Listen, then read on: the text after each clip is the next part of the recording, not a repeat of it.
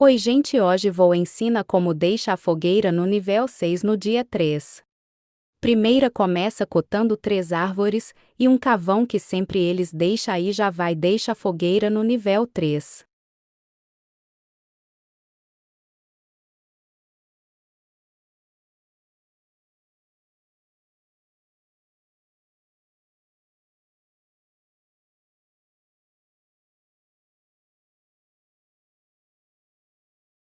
Aí a gente vai explorar para achar mais cavão e combustível vermelho para a nossa fogueira subir de nível para o nível 4.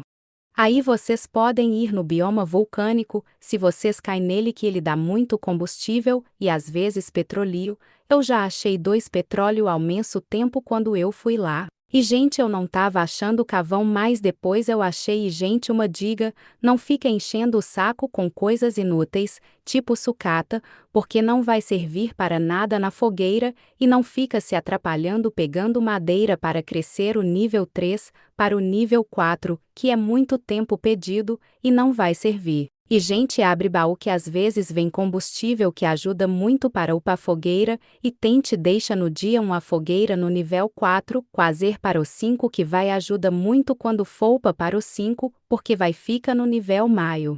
E gente, mais uma dica, vai no bioma da fada que lá tem bastante cavão, e você também às vezes consegue combustível vermelho, que é muito bom para crescer nossa fogueira muito rápido. E gente, mais uma dica, não salva as crianças, e fazer cama antes da fogueira upa, porque quando ela já tive upada aí fica mais fácil para fazer as coisas, e para explorar, e consegue recursos para a fogueira crescer. E gente, quem não zerou 99 noite, eu vou joga com vocês, para vocês zeraram, mas depois eu tiro todas as amizades, porque não deixou ela, só deixo das minhas amigas da vida real. Aí gente, no dia 2 a gente vai foga em pega gasolina que enche mais, e quando vocês vê esses corpos de lobo, pega porque dá muito combustível e cresce muito rápido.